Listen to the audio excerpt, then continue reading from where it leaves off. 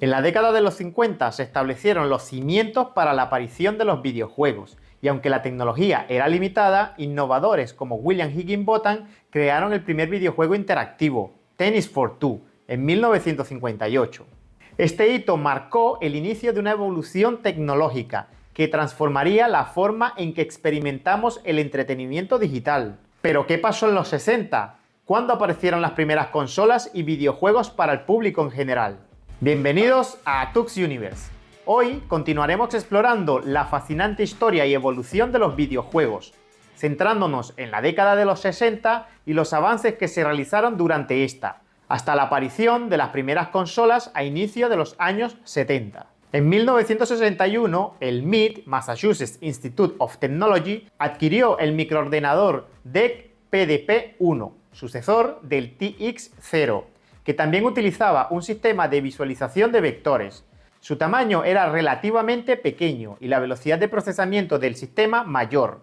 Al igual que con la TX-0, la universidad permitía a sus estudiantes de pregrado y empleados escribir programas para este que no estuvieran directamente relacionados con lo académico, cuando no estaba en uso. Entre el 61 y 62, inspirándose en libros de ciencia ficción como la serie Lensman, los empleados de Harvard y de MIT, Martin Grants, Steve Russell y Wayne Wintainen, crearon el videojuego Space War en la PDP-1. El juego fue copiado en varias instalaciones de microordenadores en instituciones académicas estadounidenses, convirtiéndolo potencialmente en el primer videojuego disponible fuera de un solo instituto de investigación. Dado que Space War carecía de inteligencia artificial, solo era posible jugar enfrentándose a otro oponente humano.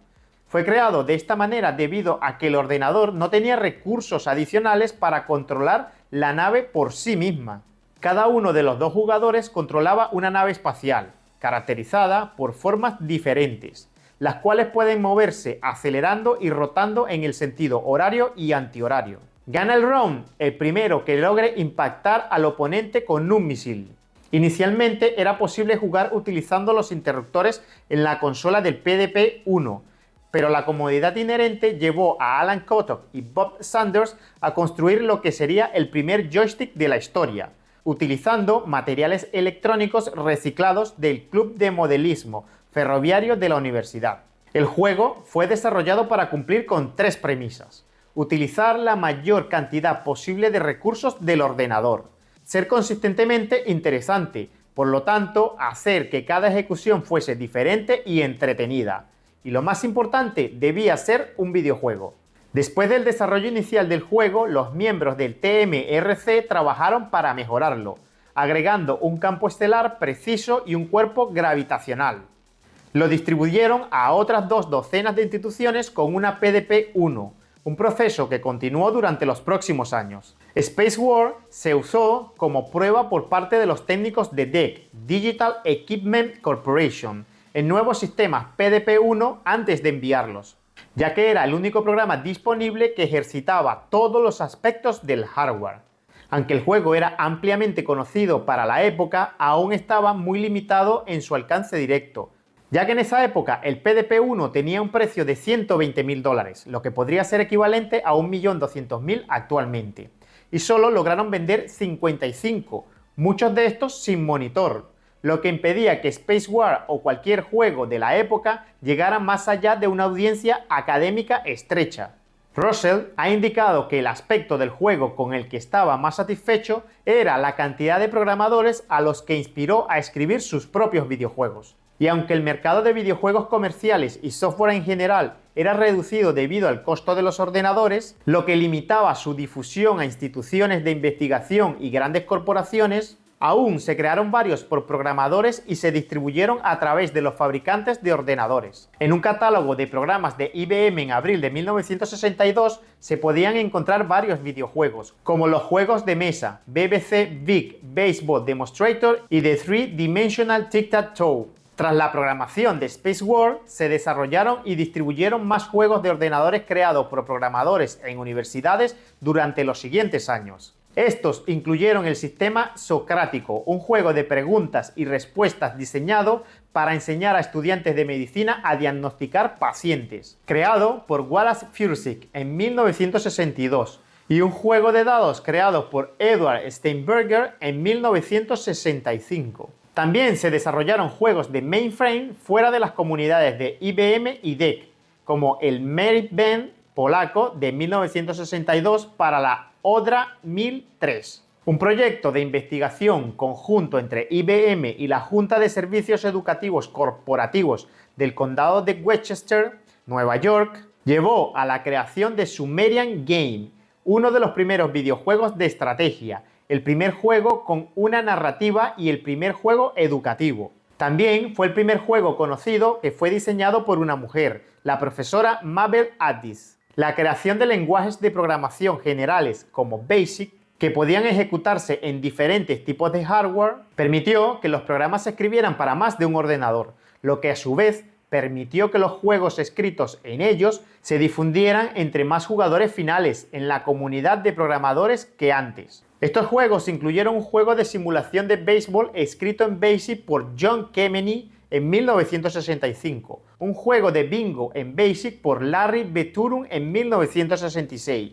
un juego de simulación de baloncesto escrito en BASIC por Charles Buckler en mayo de 1967.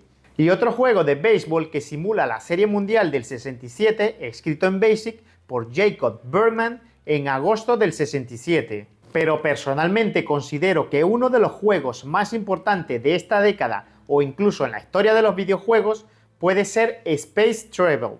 ¿Queréis saber la razón? Space Travel fue un juego desarrollado por Ken Thompson en 1969 y este simula un viaje en el sistema solar. El jugador pilota una nave alrededor de un modelo bidimensional del sistema solar, sin más objeto que intentar aterrizar en varios planetas y lunas. El jugador puede mover y girar la nave, así como ajustar la velocidad general modificando la escala de la simulación. La nave se ve afectada por la atracción gravitacional más fuerte de los cuerpos astronómicos. Pero la razón por la que considero a este videojuego realmente importante para la historia es precisamente la historia detrás de su creación. Este fue desarrollado en Bell Labs antes del surgimiento de la industria comercial de videojuegos, en los primeros años de la historia de los videojuegos. En 1969 fue llevado del sistema operativo Multics al sistema operativo GECOS, en el ordenador GE635 y luego el ordenador PDP-7. Como parte del proceso de portar el juego al PDP-7, Thompson desarrolló su propio sistema operativo, el cual más tarde se convirtió en el núcleo de uno de los sistemas operativos que podríamos considerar de los más importantes e influyentes de la historia, Unix. Space Travel nunca se extendió más allá de Bell Labs, ni tuvo un impacto en los videojuegos futuros, por lo que su principal legado es el impulso para el desarrollo del sistema Unix. La llegada de la década de los 70 trajo consigo una nueva industria, la industria de los videojuegos. En esta aparecieron los primeros videojuegos comerciales y consolas. Además, junto con la década de los 80, ha sido una de las más influyentes en este mercado. A principios de la década de los 70, los videojuegos existían casi exclusivamente como curiosidades intercambiadas entre programadores y técnicos con acceso a ordenadores, principalmente en instituciones de investigación y grandes empresas. Sin embargo, la historia de los videojuegos experimentó una transición hacia una nueva era a principios de esta, con el surgimiento de la industria comercial de videojuegos. La industria de los videojuegos arcade surgió a partir de la ya existente industria de juegos arcade, que previamente estaba dominada por juegos electromecánicos. Un juego electromecánico o electrónico es un juego basado en la interacción entre una o varias personas y un aparato electrónico que ejecuta dicho juego. Un ejemplo de juegos electrónicos podría ser el pinball, las máquinas tragaperras, los audiojuegos, ciertos juegos de tablero e incluso varios juguetes. Tras la llegada del juego electromecánico Periscope de Sega en 1966, la industria arcade experimentó un renacimiento tecnológico, impulsado por juegos electrónicos novedosos. Estos eran audiovisuales, consolidando los salones recreativos como un entorno propicio para la introducción de videojuegos comerciales a principios de la década de los 70. El primer videojuego arcade comercial fue Computer Space en 1971. Este fue desarrollado por Nolan Bushnell y Teddy Dabney y estaba basado en Space War. Bushnell, que anteriormente había trabajado en un salón recreativo, quería recrear Space War como un juego arcade. Había encontrado un ordenador Data General Nova, el cual tenía un costo de $4.000, y pensaron que sería lo suficientemente potente para ejecutar 4 videojuegos de Space War a la vez. Sin embargo, el ordenador resultó no ser lo suficientemente potente para este proyecto. Mientras investigaban la posibilidad de reemplazar partes del ordenador con hardware diseñado específicamente para esto, descubrieron que crear un sistema explícitamente para ejecutar este tipo de juegos en lugar de programas generales sería mucho menos costoso, tan bajo como unos $100. Un prototipo fue exhibido con éxito durante un corto periodo en agosto de 1971 en un bar local.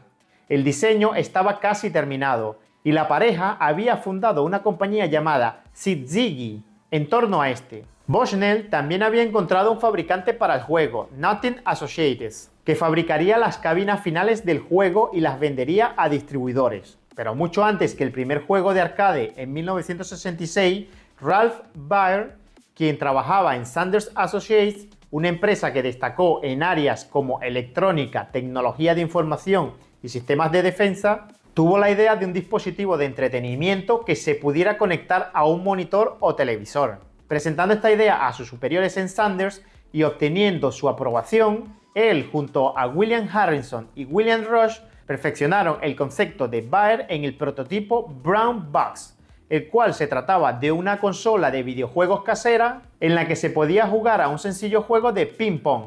Los tres presentaron la tecnología y Sanders, que no estaba en el negocio de la comercialización, vendió las licencias de las patentes a Megabox para su comercialización. Con la ayuda de Baer, Megabox desarrolló la Megabox Odyssey, la primera consola comercial en 1972. La Odyssey fue un dispositivo bastante básico en comparación con las consolas modernas. No tenía microprocesador, gráficos avanzados ni sonido incorporado. En lugar de eso, venía con cartuchos que se insertaban en la consola y alteraban las señales de vídeo generadas por el televisor para crear gráficos simples en pantalla. Cada cartucho proporcionaba diferentes juegos o variaciones del juego base. El controlador del Odyssey era también muy básico, con perillas y botones para interactuar con los juegos. No había controles directos sobre los elementos visuales en la pantalla, por lo que los jugadores dependían de overlays plásticos que se colocaban en el televisor para proporcionar gráficos adicionales y delimitar las áreas de juego.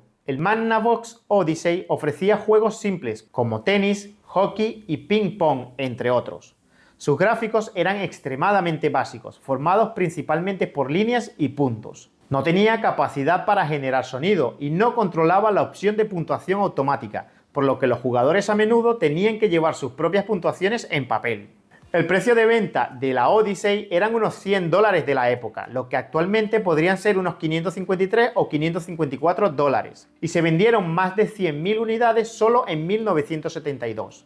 Para finales del 75 habían vendido más de 350.000.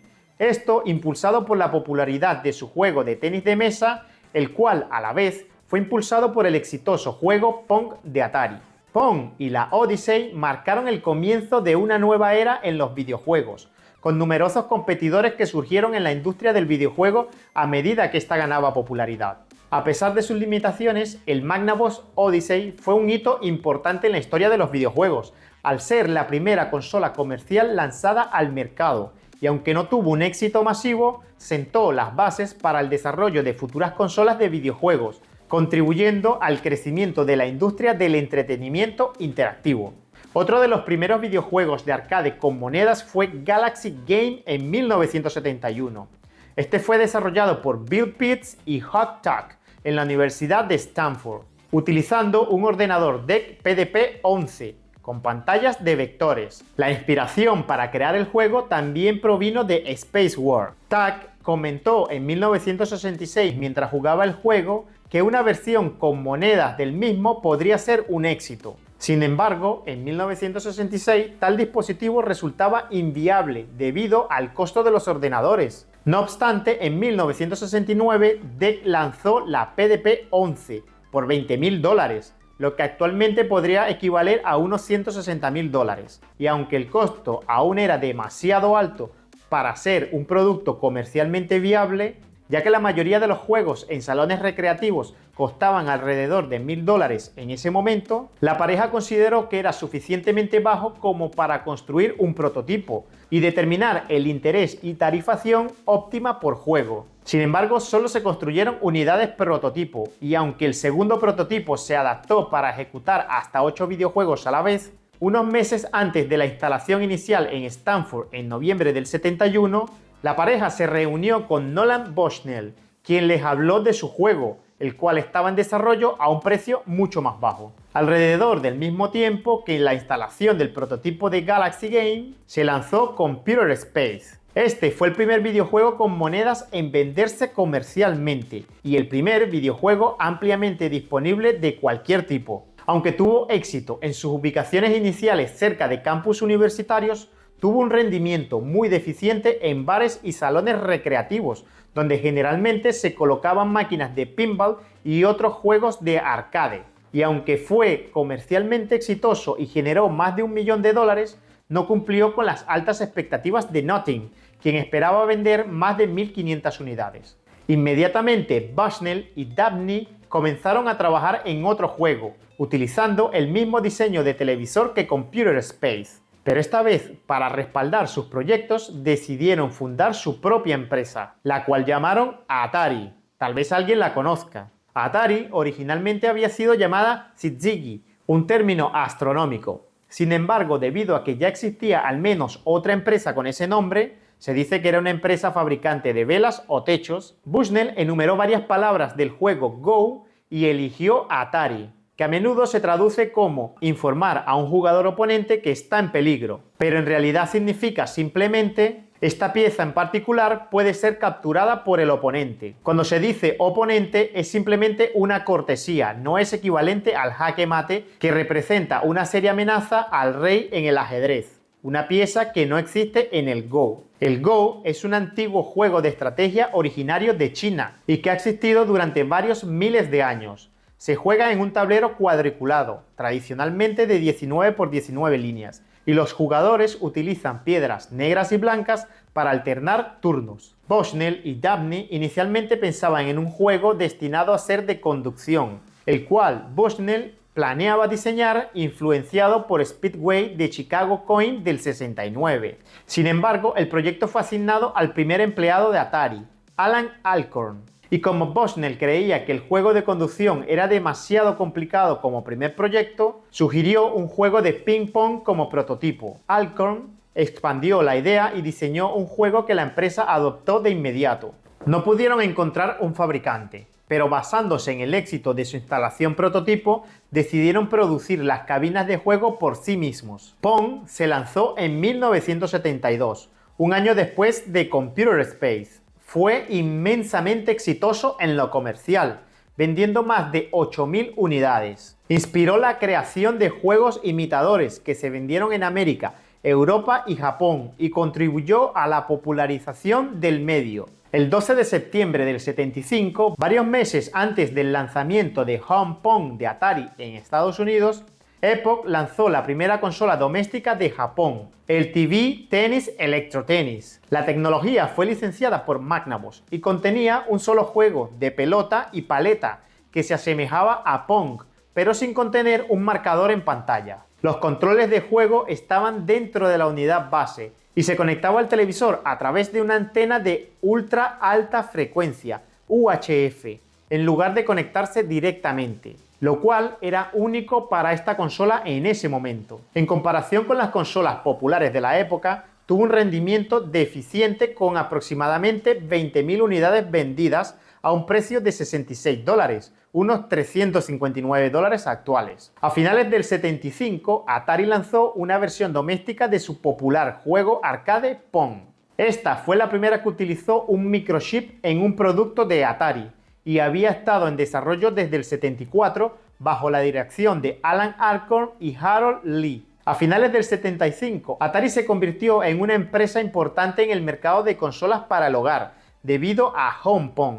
Debido al éxito de Pong, Magnavox demandó a Atari por la infracción de sus patentes tecnológicas y terminaron llegando a un acuerdo extrajudicial, lo que terminó convirtiendo a Atari en un licenciatario de Magnavox. El precio de lanzamiento de esta consola fue de $99, unos $538 actuales. Por otra parte, los videojuegos domésticos alcanzaron una gran popularidad con el lanzamiento de la versión doméstica y el éxito de Pong, lo que generó cientos de clones, incluido el Coleco Telstar, que tuvo éxito por sí mismo con más de una docena de modelos, y el Binatone TV Master de la empresa británica Binatone. A partir del 76, Coleco lanzó series de 14 consolas dedicadas hasta el 78, cuando sufrieron una pérdida significativa debido a la combinación de una huelga de trabajadores portuarios que les impidió enviar el producto final a tiempo para las vacaciones y el comienzo de la segunda generación. La serie presentaba varios estilos diferentes de juegos de pelota y accesorios externos para mejorar la jugabilidad, como el Telstar Arcade, que tenía un diseño triangular único, que venía con una pistola de luz y un volante adjunto a la carcasa. La serie se comercializó a un precio más bajo que sus competidores y se vendió bien, con más de 1 millón de unidades vendidas. A finales de los 70, Nintendo lanza la serie de 5 consolas para el mercado japonés. La primera de la serie y la primera consola creada por Nintendo, la Color TV Game 6, se lanzó en 1977 y contenía 6 juegos de pelota y paleta. La última, la Computer TV Game, fue una adaptación en 1980 del primer juego de arcade de Nintendo, Computer Othello, el cual se trata de un juego de estrategia, en el que 2 jugadores compiten por tener la mayoría de las fichas de su color en el tablero al final de la partida. La tercera consola de la serie, la Color TV Game Racing 112, fue el primer proyecto de Shigeru Miyamoto, quien luego se convertiría en el creador de algunas de las franquicias de videojuegos más conocidas. Pero la década de los 70 aún tiene más cosas de las que debemos hablar. Entre ellas, la aparición del Atari 2600, el histórico juego Space Invader, el nacimiento de Activision, pero esto lo dejaremos para el próximo vídeo, junto a los avances de la década de los 80, la cual nos dejó muchísimas cosas especiales, entre estos lo que personalmente considero las consolas y videojuegos más influyentes de la historia, como la Nintendo NES o la Sega Master System, incluyendo títulos como Mario Bros, Sonic, The Legend of Zelda, Pac-Man o Tetris. Pero antes de que me digáis qué pasa con Prince of Persia, considero que como la distribución de videojuegos para PC domésticos comenzó en la década de los 80 y somos muchos los que vivimos esos avances, esto se merece un vídeo dedicado y exclusivo en esta serie. Por mi parte me despido y como siempre os agradezco a todos los que me acompañáis y apoyáis en este camino. Si os ha gustado el vídeo, dejadme un like, que ya sabéis que es solo hacer un clic, y suscribiros a mi canal. Y nos vemos en el próximo vídeo.